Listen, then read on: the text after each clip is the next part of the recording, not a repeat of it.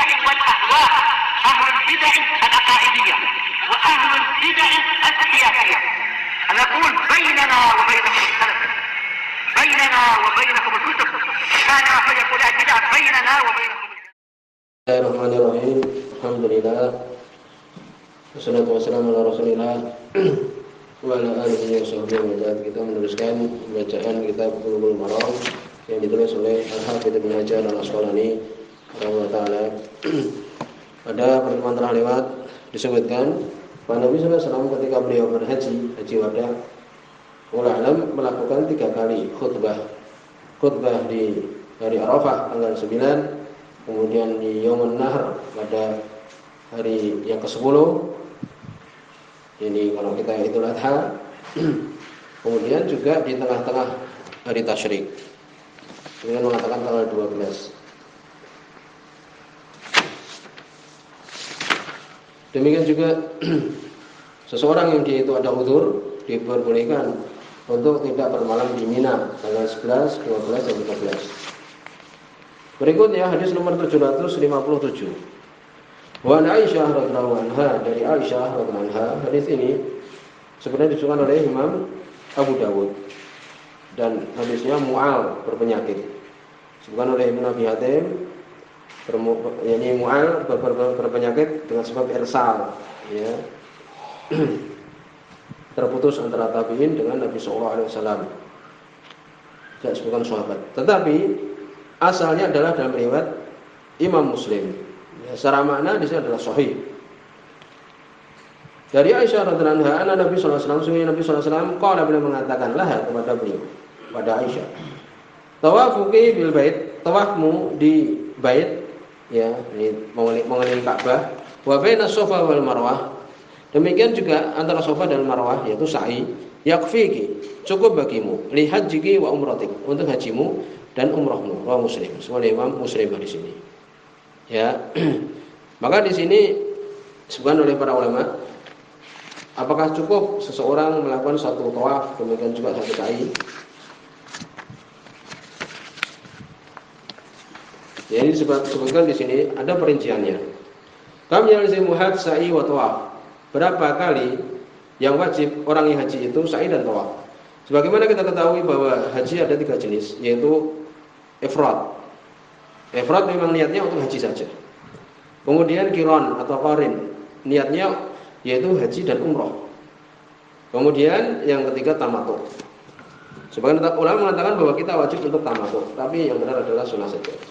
Tamattu yaitu apa? Pernah kita sebutkan, seorang umroh dulu.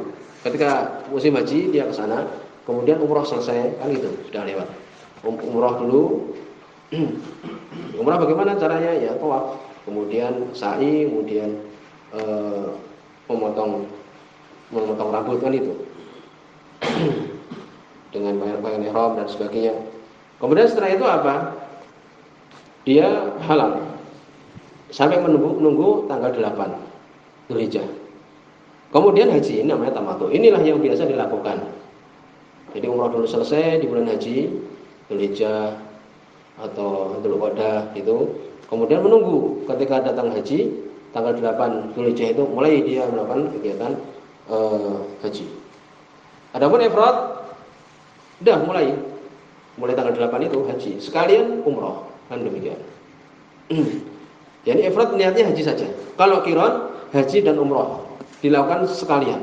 Itu paham ya? Itu secara gambaran. Yang sering dilakukan bahkan sebagian mengatakan wajib, yaitu tamattu tadi. Umrah dulu selesai, ya, kemudian halal seperti biasa, menunggu sampai apa? Menunggu waktu tanggal 8 Dzulhijjah, kemudian melakukan ibadah haji.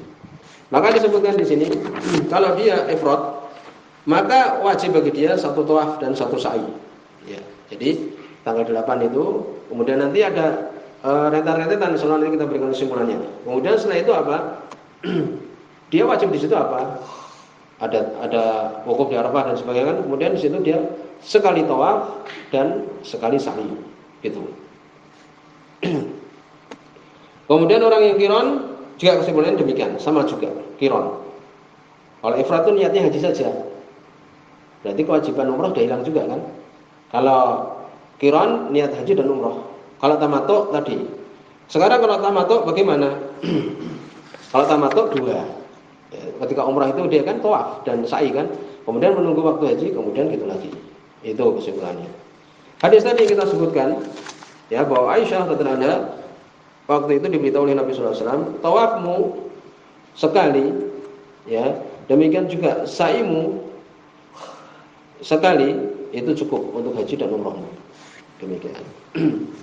Ini berarti untuk orang yang qiran, demikian juga orang yang ifrad cukup memang sekali.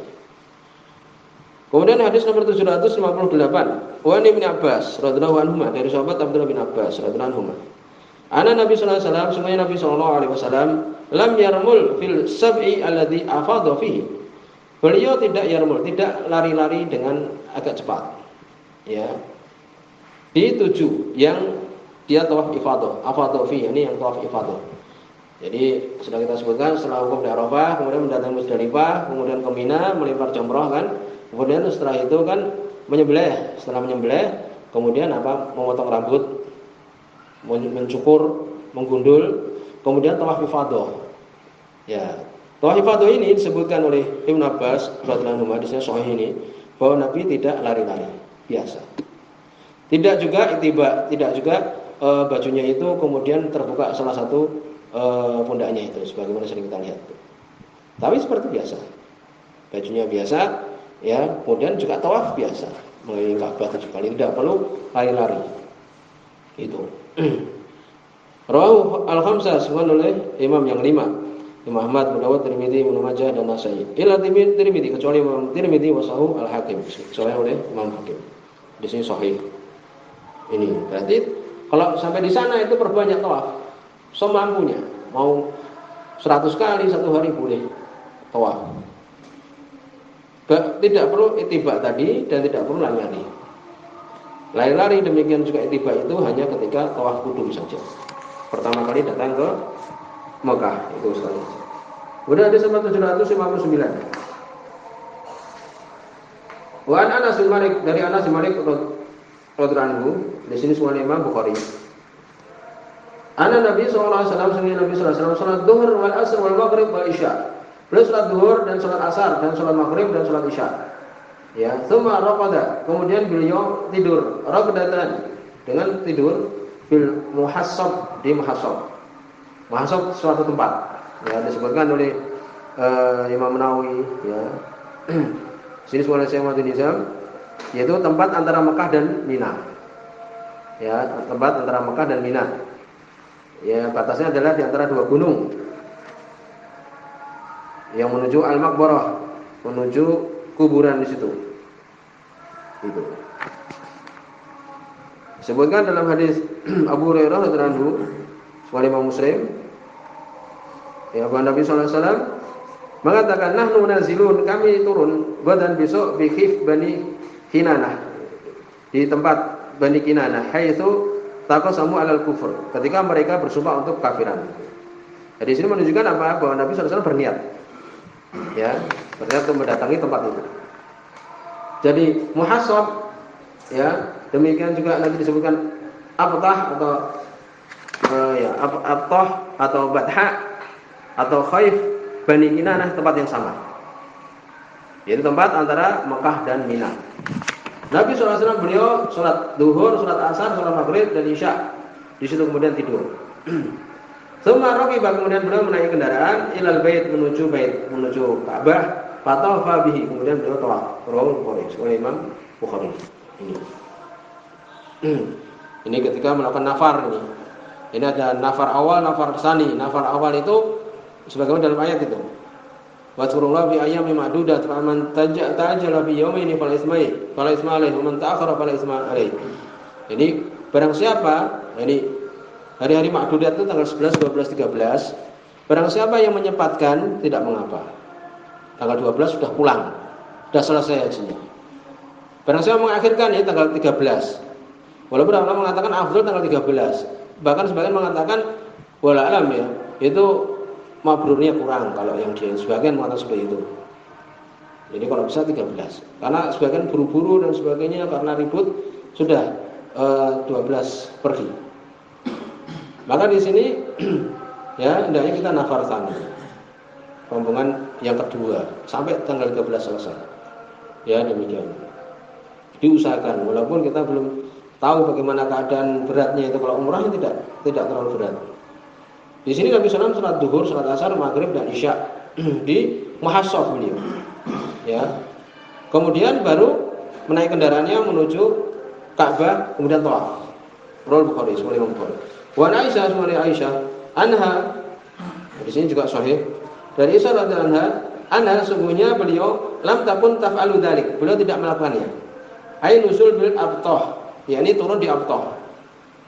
Wa taqul, dia mengatakan innama nazala Rasulullah sallallahu alaihi wasallam. Hanyalah Rasul sallallahu alaihi wasallam beliau turun li'annahu kana mansilan, karena sungguhnya itu suatu tempat.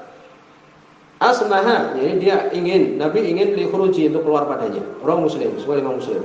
Maka dari sini terjadi perselisihan para ulama. Apakah sunnah kemudian seseorang itu tidur di tempat itu, sholat zuhur dan asar di tempat itu, antara Mekah dan Mina.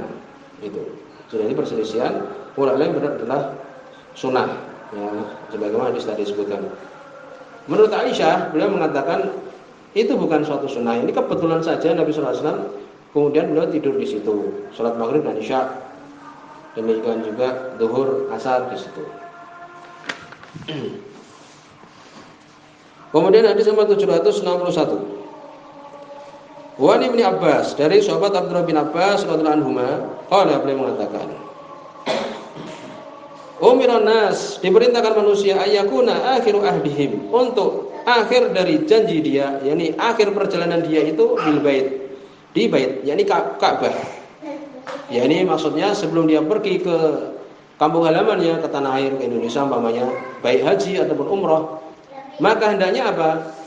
Akhir dari perjalanan dia itu Ka'bah, tawaf dulu. Namanya tawaf wada, tawaf perpisahan. Ila annahu khufifa anil haid. Kecuali sungguhnya diberikan keringanan rukhsah untuk orang yang haid. Ya, tidak apa-apa untuk tidak tawaf karena haid. Karena tawaf itu syaratnya dalam keadaan suci. Sehingga perempuan yang haid tidak boleh. Muttafaqun alaih, hadis Bukhari dan Muslim. Maka di sini sebenarnya tawaf wada, bagaimana hukumnya? Hukumnya adalah wajib. Nabi mengatakan, yakni dijadikan akhir dari perjanjian dia, yakni akhir dari perjalanan dia itu adalah Ka'bah. Ya, hukumnya adalah wajib, kecuali orang yang haid. Bagaimana kalau hal yajibu tawaful wada ala man azima ala iqamah di Mekah? Apakah wajib? Dia ingin tinggal di Mekah. Mungkin gilirannya mau ke Madinah atau mau ke Indonesia masih lama umpamanya. Apakah wajib untuk tawaf wada? Jawabannya tidak. Ya, tawaf wada itu perpisahan. Ketika sudah mau pulang umpamanya, sudah ada perjanjian nanti siang berangkat, maka perpisahan kita terakhir adalah di Ka'bah itu. Gitu. Kalau dia masih tinggal di situ jangan. Kalau kemudian dia sudah tawaf wada kemudian masih tinggal di situ, tawaf lagi. Yang penting sebelum dia meninggalkan Ka'bah, untuk apa? Untuk tawaf wada, tawaf perpisahan.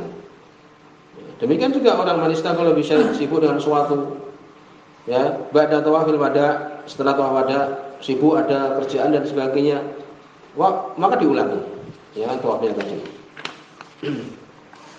Bagaimana kalau meninggalkan tawaf wada berdosa? Kalau dia masih jarak yang dekat, kembali lagi ke Ka'bah untuk tawaf. Kalau sudah jauh umpamanya, maka dia berdosa dan tidak ada dam, tidak ada dendanya. Demikian. Idza akhara tawaf ifadah. Fatah fa inda khuruji.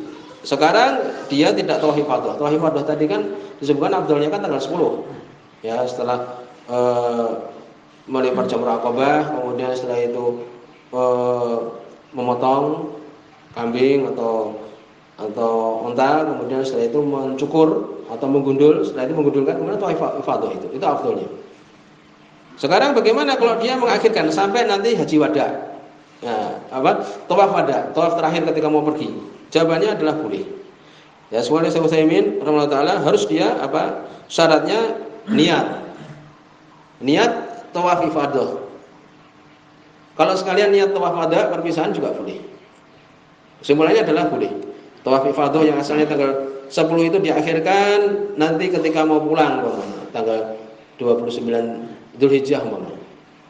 Sekalian tawaf wada boleh. Demikian. Tapi menyelisih yang afdal. Adapun perempuan kalau dia haid adalah rukhsah. Iya. Kemudian disebutkan di situ wukuf fil multazam. Ya, wukuf di multazam itu adalah, multazam itu tempat antara pintu Ka'bah dengan rukun yang ada di situ, Hajar Aswad itu. Iya, dulu kita lakukan ini. Ternyata hadisnya dhaif semua.